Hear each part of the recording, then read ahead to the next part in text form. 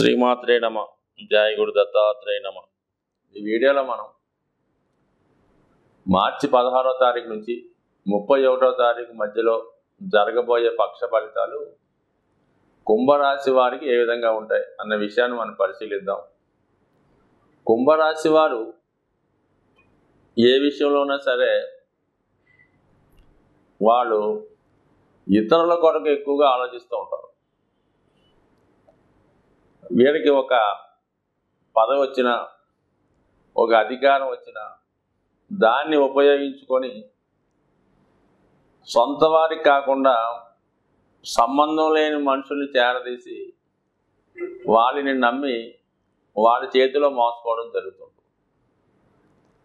అలాగే ఓ స్నేహితులు అనుకోవచ్చు, లేదంటే దగ్గర బంధువులు సంబంధించిన వాళ్ళు అనుకోవచ్చు.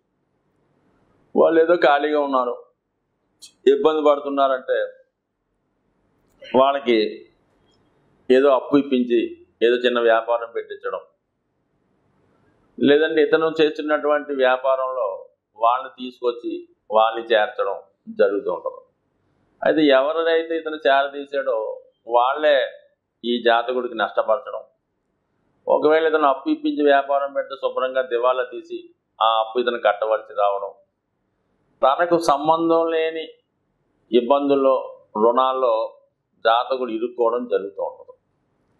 సో చాలామంది ఈ కుంభరాశి జాతకులు ఏదైనా ఒక ఇబ్బంది పడుతున్నాడు, రుణగ్రస్తుడై ఉన్నాడు, లేదంటే ఈ కారణం వల్ల ఇతనికి శిక్ష పడిందంటే అది కేవలం ఈ జాతకుడు చేసిన తప్పు వల్ల అయితే 100% అయి ఉండదు.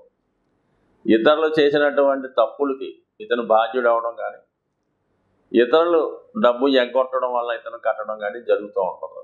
సో ఇది ఈ జాతకుడికి జరుగుతూ ఉంటుంది.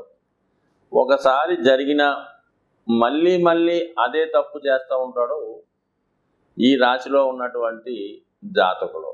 ఒకసారి ఏమన్నా నమ్మాం, మోసపోయాం, లేదో సినిమా తీసాము, నష్టపోయాం, మళ్ళీ అదే పని చేస్తుంటాడు, మళ్ళీ సినిమా తీస్తుంటాడు, అతను మళ్ళీ అదే అప్పిస్తుంటాడు. ఈ విధంగా రిపీటెడ్గా నష్టపోవడం జరుగుతూ ఉంటుంది. సో దీనికి కారణం కూడా ఏంటంటే ఎక్కువగా ఈ రాశిలో ఉన్నటువంటి ప్రధానమైనటువంటి నక్షత్రం శతభిష నక్షత్రం. అది రాహువుకు సంబంధించింది. సో ఈ రాహు ఈ విధంగా ప్రేరేపిస్తూ ఉంటాడు అన్నమాట ఈ రాశిలో జన్మించినటువంటి నక్షత్ర జాతకులకి. అంటే కుంభ రాశిలో జన్మించిన, కుంభ లగ్నంలో జన్మించిన, కొన్ని సందర్భాల్లో కుంభంలో రవి ఉండగా జన్మించిన వాళ్ళు ఈ విధంగా చేసిన పొరపాటే మళ్ళీ చేస్తూ ఉంటారు. సో ఇది ఈ కారణం వల్ల ఏంటంటే వీళ్ళు ఎప్పటికైనా ఒకసారి నష్టపోయాం అంటే ఖచ్చితంగా మనం నెక్స్ట్ టైము అదే జరుగుతుంది. అది భావించి మళ్ళీ నెక్స్ట్ టైం ప్రయోగం చేయకుండా కొత్త మార్గాన్ని వెన్నుకుంటూ వెళ్ళడం అన్నది ఉత్తమమైన పద్ధతి. సో మరి ప్రస్తుత గ్రహస్థితి మనం పరిశీలించినప్పుడు యాక్చువల్గా శని భగవానుడు ఈ రాశిలో సంచరిస్తూ అంటే శతభిష నక్షత్రం మీదకు మారడం జరిగింది గత కొద్ది కాలం క్రితం. అయితే ఏంటంటే ఎవరైతే ఈ రాశిలో టెక్నికల్ రంగంలో ఉన్నారో వాళ్ళకి చాలా అనుకూలంగా ఉంటుంది. అంటే కొత్త కొత్త అవకాశాలు వస్తుంటాయి, కొత్త కొత్త ఆలోచనలు, కొత్త కొత్త పరిశోధనలో విజయం లభిస్తూ ఉంటుంది. సో ఇది ఈసారికైనా మీరు జాగ్రత్తగా మీ యొక్క ఫలితాన్ని, మీ యొక్క లాభాన్ని, లేదంటే మీ యొక్క టాలెంట్ని ఇతరుల కొరకు ఉపయోగించకుండా మీ కొరకు మాత్రమే ఉపయోగిస్తే ఎప్పటికైనా అంటే ఇది కొంచెం ఇంతగా మనం చెప్పుకుందాం 42 ఇయర్స్ తర్వాత ఉన్న వాళ్ళకి వాటి వర్తిస్తుంటుంది. అంటే అంతకుముందు వాళ్ళు పక్కన పెడదాం. సాధారణంగా ఈ కుంభరాశి జాతకులకి 36 సంవత్సరాలు వచ్చేదంత వరకు కూడా 99% వాడు ఏ స్థాయిలో ఉన్నా పెద్దగా ధనాన్ని కూడబెట్టలేకపోతుంటాడు. వచ్చిన ధనాన్ని ఇలాగా ఇతరుల కొరకు ఉపయోగిస్తుంటాడు. కేవలం 36 నుంచి 42 లేదా 45 సంవత్సరాల మధ్యలో ఏదైనా ఒక ఇల్లు కట్టుకున్నా, ఒక సెటిల్ అయినా ఆ టైంలో అవ్వాలి.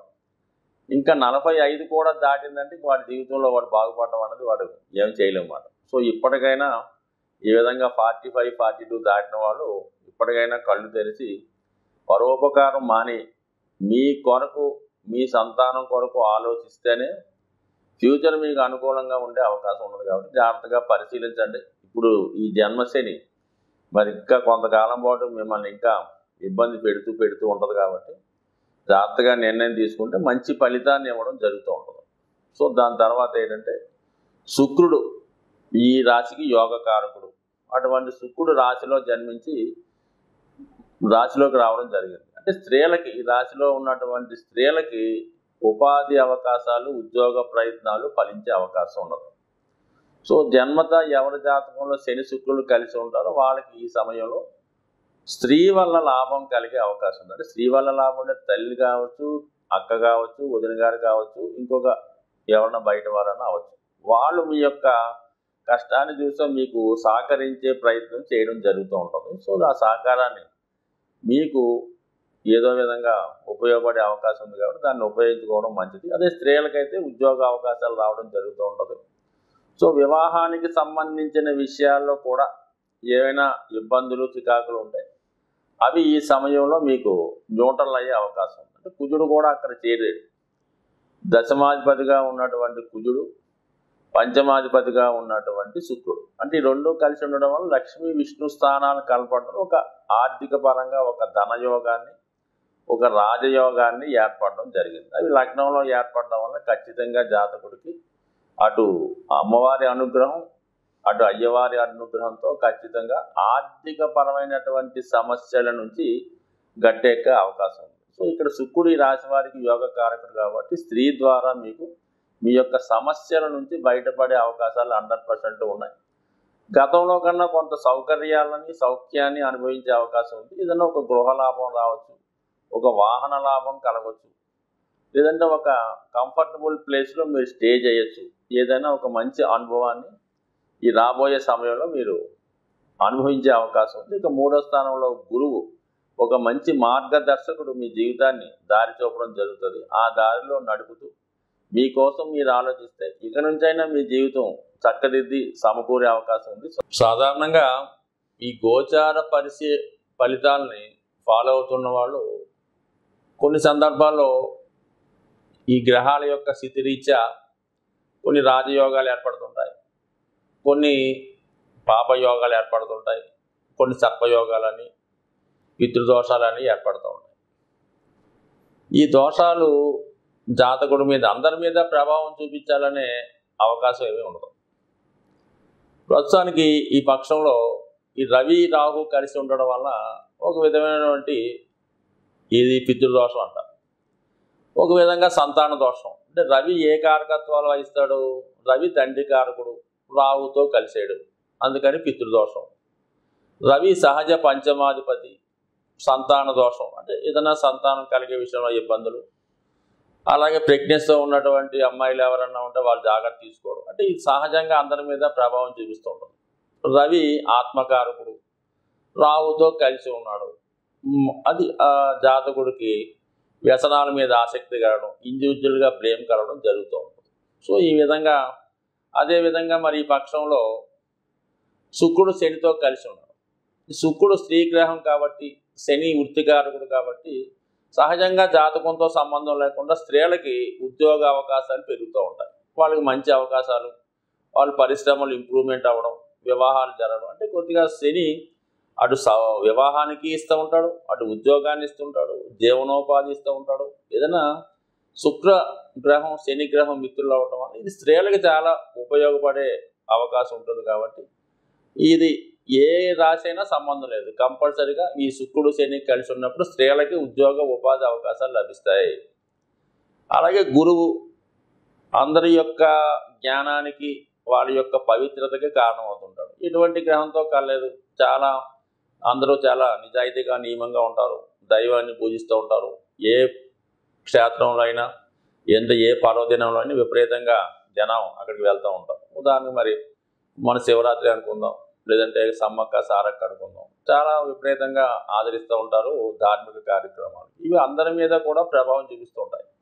సో అలాగే వ్యక్తిగతంగా జాతకుడు నడిచే తీరుని బట్టి కూడా ఉంటుంది. ఒక్కొక్క జాతకుడికి రాహు మహాదశ నడుస్తూ ఉంటుంది, వాడి జీవితం ఒకలా నడుస్తుంటుంది. గోచారం వచ్చినా కూడా అది ఆ యాంగిల్లో వెళ్తుంటుంది. గురు మహాదశ నడుస్తుంటే వాడు ఎంతసేపు కూడా ఆ యాంగిల్లో మంచి కార్యక్రమాలు నడుస్తుంటుంది. దశ ఇంపార్టెంట్, గోచారం ఇంపార్టెంట్, జాతకుడు ఉన్నటువంటి ప్రాంతం కూడా జాతకుడి మీద ప్రభావం చూపిస్తూ ఉంటుంది. సో సిటీలో ఉన్న వాళ్ళకి ఒకలా ఉంటుంది, పల్లెటూరులో ఉన్న వాళ్ళకి ఒకలా ఉంటుంది. సో అదే సిటీలో ఒక 20 సంవత్సరాలు, ఒక 23 సంవత్సరాలు, 10 సంవత్సరాల అబ్బాయి ఉంటే వాడు ఏదో ఒక ఉపాధి అవకాశం, ఏదో ఉద్యోగం లభిస్తూ ఉంటుంది హైదరాబాద్లో అయితే. అదే ఏ మారుమూల పల్లెటూరులో ఇటువంటి అబ్బాయిలకి సాధారణంగా అక్కడ ఎటువంటి ఉపాధి అవకాశాలు ఉండవు. వాళ్ళు ఏదో వ్యవసాయం చేసుకునే అవకాశం ఉంటుంది. సో ఈ విధంగా దేశ కాలమాన పరిస్థితులను బట్టి, జాతకుడికి జరుగుతున్నటువంటి దశలను బట్టి గోచారం ఆధారపడి ఉంటుంది తప్ప ఇది గోచారం అందరికీ మంచి చేయదు, అందరికీ చెడు చేయదు. దీన్ని ఏదో నామినల్గా తీసుకుంటే మంచిది తప్ప దీన్నే విపరీతంగా తీసుకొని మీకు అనుకూలంగా జరిగినప్పుడు ఒకలాగా, వ్యతిరేకంగా జరిగినప్పుడు ఇంకోలాగా ప్రవర్తించడం కూడా మంచి విషయం కాదు. స్వస్తి.